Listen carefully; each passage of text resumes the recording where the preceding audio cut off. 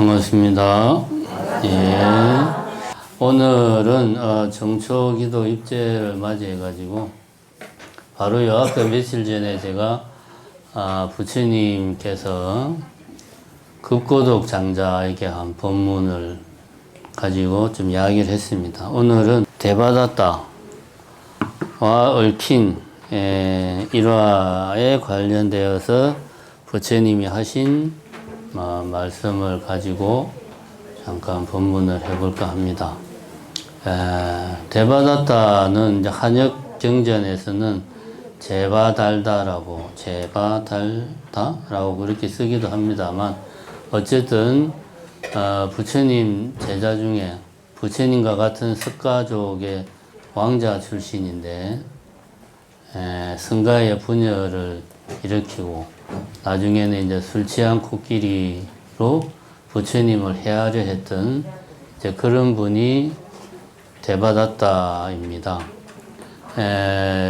뒤에 이제 많이 좀 왜곡된 부분도 있습니다만은 초기 경전에 보면 승가를 분열시키려고 했던 것은 역사적인 사실인 것 같습니다. 나중에 뭐 술 취한 코끼리 이야기는 이런 것들은 뭐 어떤지는 잘 모르겠고, 그래서 이제 부처님 당시에 가장 크게 부처님에게 걱정과 근심을 많이 안겨드린 제자가 되겠죠. 그 대바다타와 관련된 이야기 중에 이런 이야기가 있습니다. 부처님 그 대바다타가 이제 승가의 분열을 일으키고 이제 부처님께서 이제 당신은 연로하니까 이제 그만 물러나라. 내가 이 성단을 이끌겠다. 뭐 이런 식으로 이야기를 하기도 하고 막 그랬습니다만은 부처님은 그런 대바다타의 의견을 받아들이지를 않았지. 하루는 이제 부처님이 탁발을 아난존자랑 같이 탁발을 나갔는데 골목으로 이렇게 들어가는데 그 골목 저쪽 끝에서 대바다타가 또 탁발을 하러 들어오는 거예요. 골목의 양쪽 끝에서 이제 저쪽 끝에서는 대바다타가 탁발하러 들어오고 여기서는 부처님하고 아난존자가 탁발하러 공물에 딱 들어가는 순간 부처님께서 막 웃음을 웃으신 게 아니고, 집중해 주세요. 집중. 부처님께서 대바다타가 탁발하러 들어오는 걸 보고 바로 걸음을 돌려서 그 골목을 빠져나가려고 하니까 아난존자가 세존이시여 왜 이 골목을 떠나려 하십니까? 제바달타가 이 골목에 있습니다. 그를 피하기 위해서 떠나려는 것입니다. 라고 이제 부처님이 답을 한 겁니다. 아난이 여쭈기를 세존께서는 제바달타가 두렵습니까? 하니까 부처님께서 말씀하시기를 나는 그가 두렵지 않다. 그저 그 나쁜 사람과 만나고 싶지 않을 뿐이다. 다시 아난이 이야기하기를 그러면 저 제바달타를 다른 곳에 가서 살게 하시면 되지 않겠습니까? 이렇게 아난존자가 자기 생각을 이야기하니까 부처님께서 답을 하기를 나는 그를 다른 곳에 있게 할 마음이 전혀 없습니다. 저 사람은 대바다타죠. 자기 가고 싶은 곳에 가서 살면 되고 그러다가 다른 곳으로 떠나서 살면 또 그만입니다. 저 사리분별할 줄 모르는 어리석은 사람과는 함께 할 수 있다면 만나지 않아야 합니다. 어리석은 사람과 만나지 말고 함께 일하지도 말며 어떤 사안에 대해 옳으니 그르니 따지지도 말아야 합니다. 라고 이렇게 부처님께서 아난존자에게 이야기를 했습니다. 그러니까 아난존자가 어리석은 자가 무슨 힘이 있기에 말도 함께 하지 말라고 하십니까? 라고 하니까 부처님께서 대답하기를 나쁜 자와 벗해서는 안 됩니다. 어리석은 사람과 함께 지내면 믿음이 없어지고 계를 지키지 못하고 배움도 사라지고 끝내 지혜도 없어지기 때문입니다. 그러나 착한 법과 함께하면 온갖 공덕이 불어나고 계도 완벽하게 지킬 수 있습니다. 아나니여 꼭 이와 같이 공부해야 합니다. 라고 부처님이 이야기를 했습니다. 뭐 쉽게 말하면은 어리석은 사람하고는 상종을 하지 말라라고 이제 부처님이 이야기를 하신 겁니다. 여기서 우리가 좀 주의 깊게 봐야 될 것은, 그러니까 아난존자가 지금 부처님하고 탁발하는 중에 부처님이 데바다타를 피하려고 하니까 그 자리에서 이제 왜 그러냐고 이제 물어본 요 사실을 잘 볼 필요가 있습니다. 보통 우리 같은 경우는 속으로 아이 저 노인네가 뭘 또 뭐가 무서워서 피하나 그러고 이제 말 건데, 아난존자는 부처님은 깨달으신 분이고 깨달으신 분이 어떤 행동을 할 때는 반드시 거기에는 그에 상응하는 이유가 있을 것이다. 그 이유를 알아야 우리 제자들이 공부하고 수행하는 데 도움이 된다. 라고 당신이 생각을 한 것이, 시자로서 본인이 궁금한 것도 있지만 부처님의 행동 하나하나는 다 우리가 배울 것이기 때문에 그 이유를 꼭 알아야 된다. 그래서 그 자리에 부처님이 자리 피하려고 막 피하는데 붙잡고 물어보는 거 아니에요, 지금. 어떻게 보면 참 뻘쭘한 상황이죠. 자리 피하려고 하는데 괜히 시자가 옆에서 스님 왜 피하는데요? 막 이런 식으로 따지고 묻는 거니까. 이런 이제 아난존자의 모습에서 우리가 배울 점이 있습니다. 그 스승은 모든 면에서 우리가 배울 게 있으니까, 궁금한 게 있으면 그 자리에서 바로바로 물어봐야 된다. 그래서 우리가 지금 이렇게 또 아난존자가 물어봤기 때문에 우리가 이렇게 또 공부를 하고 있습니다. 어쨌든 부처님의 말씀은 어리석은 사람과는 만나지도 말고 함께 하지도 말고 뭐 어쨌든 상종하지를 마라 라고 이렇게 이야기를 하셨어요. 부처님께서. 그리고 이제 당신도 데바다타는 이제 피하려고 했는데, 우리가 평소에 보면 어리석다라는 말은 평소에는 사실 일상 대화에서는 잘 안 씁니다. 일상 대화에서는 뭐 멍청하다든가 머리가 나쁘다든가 애가 뭘 몰라 뭐 아직 나이가 어려서 그래 이런 식으로 이야기하지, 어리석다 이런 표현은 잘 안 쓰죠. 근데 이제 제가 여러 번 이야기를 했지만 어떤 단어를 쓸 때 우리가 일상 대화에서는 그냥 앞뒤의 맥락만 대충 이해를 하고 그 단어를 씁니다. 그 단어의 정확한 뜻을 우리가 의미를 새기고 쓰는 게 아니고, 이 어리석다라는 말도 우리가 이 부처님의 가르침에서 핵심은 우선 첫 번째는 어리석다라는 말의 뜻을 우리가 제대로 알아야 된다. 그래서 제가 어리석다라는 말의 정확한 뜻이 뭐냐 찾아봤습니다. 찾아보니까 뭐 여러 가지가 나오는데 여러 설이 있습니다. 그 중에 가장 좀 합당하다고 국어학자들이 이야기하는 게 보면, 어리석다라는 말은 어리다, 그러니까 나이가 어리다 할 때 어리다와 석다라는 두 가지가 합쳐진 말이다 이렇게 이야기합니다. 어리다는 나이가 어리다라는 거, 석다라는 말은 작다, 작은, 적다 이런 뜻이랍니다. 그러니까 조선시대까지만 해도 어리다라는 말에는 나이가 어리다, 그 다음에 우리가 지금 말하는 어리석다 두 가지 뜻을 다 가지고 있었어요.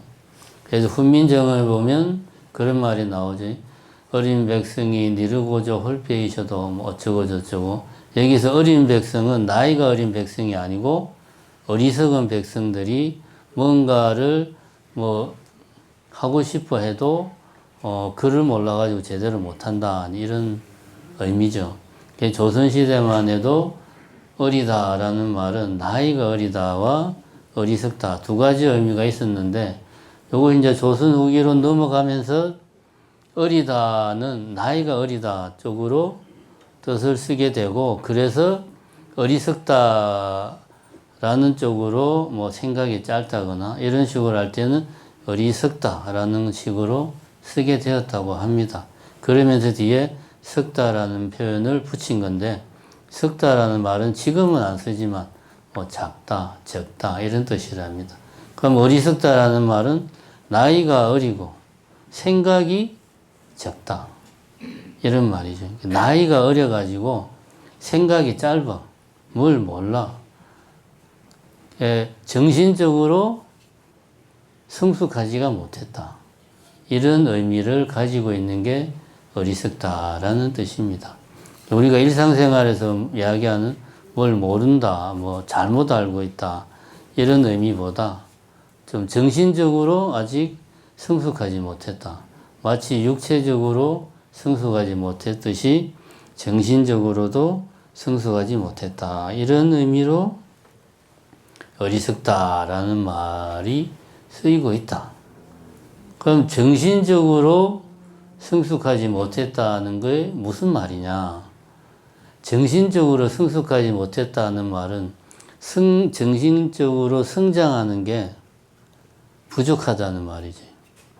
그 이 말은 다시 표현하면 뭐 예를 들면 우물안 개구리처럼 자기 세계 안에서만 생활하는 거예요. 사람이 우물안 개구리처럼.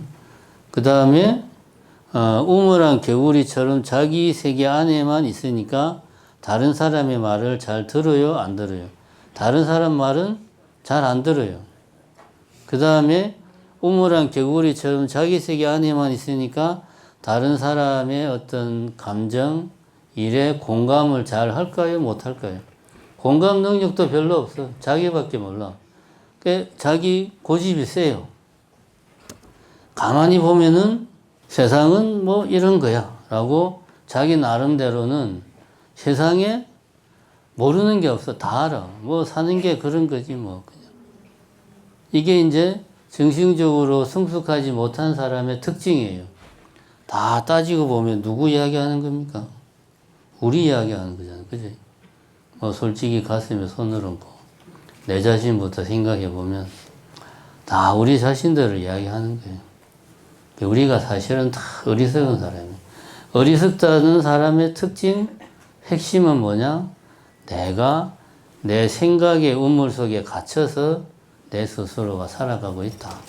그래서 다른 사람들의 이야기를 들으려고도 하지 않고 다른 사람들에게 공감하려고도 하지 않고 내 생각이 무조건 옳다고 고집부리고, 이게 어리석은 사람입니다. 그렇게 하면 정신적으로 발전이 없어요. 그 안에만 가만히 있으니까 10년 전이나 지금이나 달라진 게 없어. 이게 성숙하지 못하는 거지. 이게 어리석다라는 말의 뜻이다. 그럼 이런 의미를 우리가 가지고 요거는 이제 일반적인 의미에서 어리석다라는 말은 이러한 의미를 가지고 있다. 정신적으로 성숙하지 못하다. 자기 생각의 우물 속에 안주하고 있다. 갇혀 있다기보다 안주하고 있는 사람이 어리석은 사람이다. 그러면은 불교 경전에서는 이러한 그 어리석은 말의 기본 의미를 염두에 두고 경전에서는 어리석다는 말을 어떻게 쓰고 있냐. 아엄경에서는 이런 말이 나옵니다. 본인이 할 수 있는 일은 하지 않고 반대로 할 수 없는 일을 하려고 애쓰는 사람, 이런 사람을 아엄경에 보면 어리석은 사람이다. 왜 이렇게 합니까?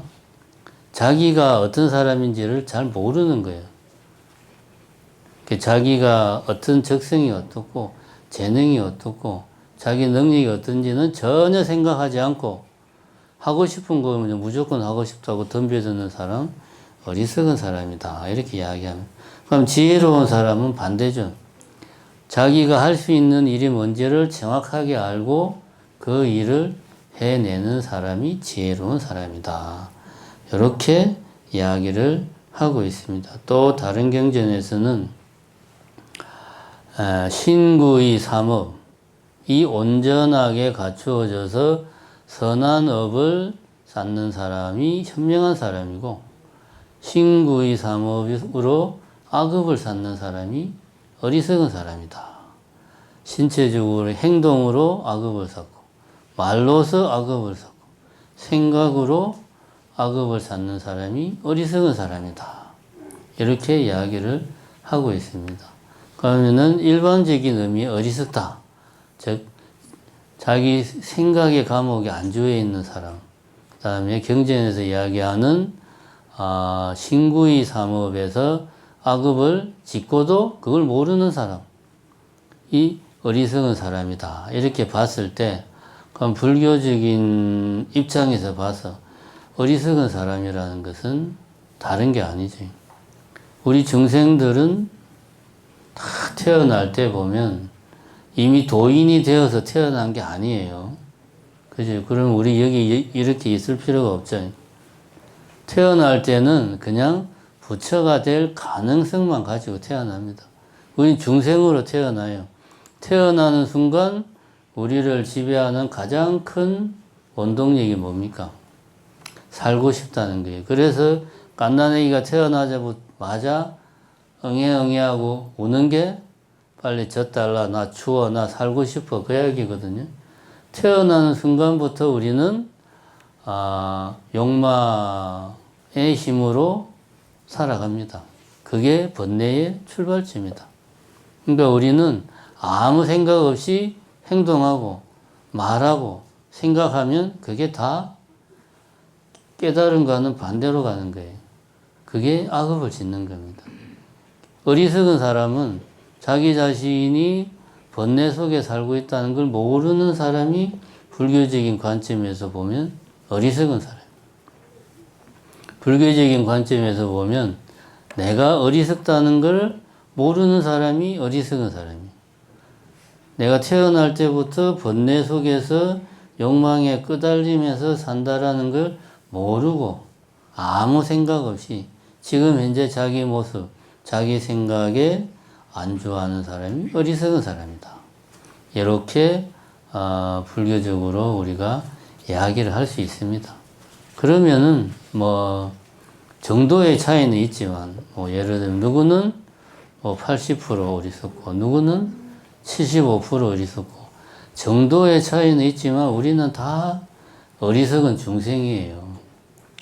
그래서 이런 생각을 염두에 두고 부처님이 이야기하시기를 어리석은 사람과는 만나지도 말고 함께 일하지도 말고 옳으니 그르니 따지지도 말아라 라고 이야기를 하셨단 말이에요. 그럼 이 이야기를 했을 때, 이 이야기를 할 때 부처님이 염두에 둔 사람들은 우리 같은 그냥 중생들이 아니에요. 부처님의 제자들, 내가 수다왕가를 얻고 아나왕가를 얻고 해가지고 열심히 수행을 하고 있는 제자들입니다. 번뇌가 나의 수행을 가로막는 독이구나라는 걸 알고, 비록 중생이지만 그 사실을 알고 그 번뇌에서 벗어나기 위해서, 번뇌를 소멸하기 위해서 열심히 노력하는 수행자를 염두에 두고 부처님이 이 이야기를 한 겁니다. 수행자들은 근본적으로는 아직 완전히 번뇌의 뿌리를 뽑지 못했으니까 아직은 100% 깨닫지는 못했어요. 그러니까 언제든지 다시 원래 그 중생의 모습으로 돌아갈 수 있어요. 그래서 주변에 그런 어리석은 중생들과 함께 하면 그동안 쌓은 수행의 공덕이 다 사라져 버린다. 그 중생들의 어리석음에 물들어 버린다. 그러니까 어리석은 중생들은 멀리해라. 그게 네 수행에 도움이 된다. 이런 이야기입니다. 그럼 이걸 입장을 바꿔서 우리 입장에서 보면 뭡니까? 내가 어리석은 중생이에요. 그러면 어떻게 해야 됩니까?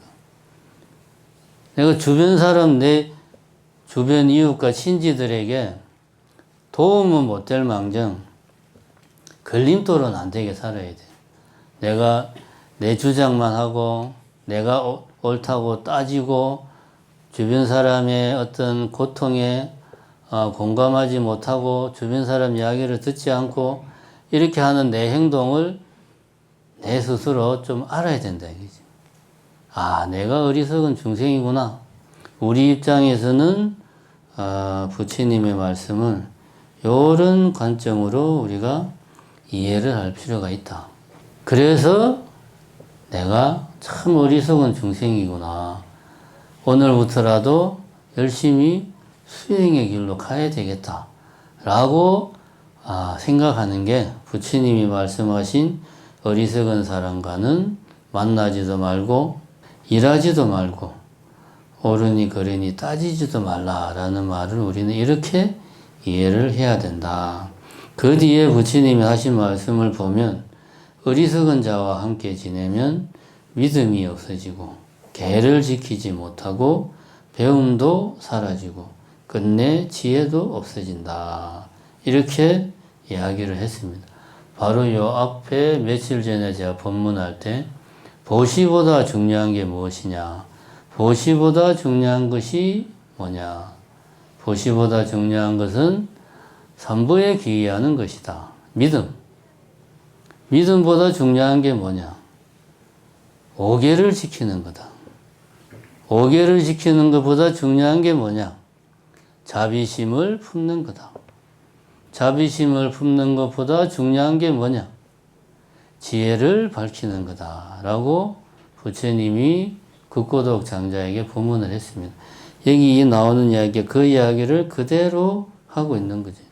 어리석은 사람하고 지내면 믿음도 없어지고, 개도 없어지고, 배움도 없어지고, 그래서 결국은 지혜도 없어진다. 우리가 추구하고자 하는 모든 것들이 다 어리석은 자와 함께 함으로 인해서 내가 어리석음에 물들어서 다 사라진다. 내 수행의 공덕이 다 사라진다. 그러니 어리석은 자를 멀리해라. 왜? 네가 바로 어리석은 사람이니까. 이렇게 부처님께서 이야기를 하고 있습니다. 대신에 부처님은 당신에 대해서는 이렇게 이야기를 합니다. 이 이야기는 어디 나오는지는 잘 모르겠는데 유명한 구절입니다. 여러분들도 알고 계시면 많이 도움이 됩니다. 부처님은 이제 항상 이런 이야기를 했습니다. 나는 세상과 다투지 않는다. 세상이 나와 다툰다. 라고 이제 부처님은 이야기를 항상 하십니다. 그러니까 제바달타에 대해서도 부처님 당신은 제바달타가 옳다 그러다 나쁘다. 그래서 아난존자가 말을 그러면은 저 제바달타를 피하지 말고 저 멀리 다른 데로 쫓아내면 되지 않느냐 라고 이야기하는 것은 내가 제바달타와 다투는 거죠. 부처님 관점에서. 부처님은 나는 세상과 다투지 않는다. 이것이 옳은 거야, 이것이 그런 거야, 내가 옳아, 네가 틀렸어. 이런 식으로 세상과 다투지 않는다. 세상에 대해서 화를 내고 성질을 내고 이렇게 하지 않는다는 거죠. 부처님은. 아무리 제바달타가 당신에게 술 취한 코끼리를 보내서 죽이려고 해도 분노하지 않는다는 거지.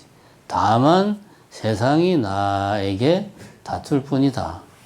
우리가 지향해야 될 모습은 바로 이러한 모습입니다. 어리석은 중생들은 주변 사람들과 항상 충돌해요. 우리들은 항상 그렇습니다. 가까운 사람일수록 항상 갈등하고 충동하고 서운해하고 괴로워하고 싸우고 섭섭해하고 뭔가를 기대하고 기대를 충족시키지 못하면 또 실망하고 항상 그렇게 하고 있습니다.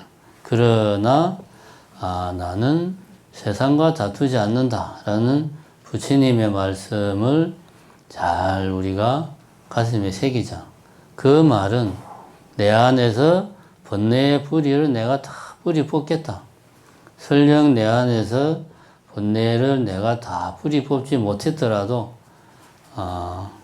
의도적으로라도 나는 세상에 대해서 다른 사람들에 대해서 가타부타 따지지 않고 옳다 그르다 따지지 않고 화내지 않고 다투지 않는 마음으로 살아가도록 노력을 하겠다. 그렇게 하면 그것이 내가 중생심을 털어내고 수행의 길로 가는 길이다. 이렇게 우리가 부처님 말씀을 이해할 수가 있겠습니다. 병오년 정초를 맞이해서 깨달은 분상에서는 뭐 새해 첫날도 없고 정초도 없고 그런 거 시작도 없고 끝도 없지만 우리는 중생이다 보니까 또 이렇게 시작하는 마음으로 열심히 올 한 해는 정말 내가 부처님 제자로서 자비심을 내서 부처님 제자답게 살아야 되겠다. 이런 마음을 가지는 시간이 우리는 중생이니까 필요합니다. 그리고 이제 한 해를 마칠 때쯤 되면 내가 잘 살았나 못 살았나 스스로 되새겨보고 잘못한 것은 또 참회하는 이런 게 우리 중생들이 올바르게 살아가는 모습입니다. 참회하지 않고 후회하지 않고 반성하지 않는 중생이야말로 자기 자신을 모르는 사람이고 어리석은 존재예요. 후회하기보다는 참회를 많이 하고 반성하기보다는 참회를 많이 하시기 바랍니다. 올 한 해는 항상 참회하고 기도 열심히 하는 불자로서 살아가시기 바랍니다. 이렇게 참석해 주셔서 감사합니다.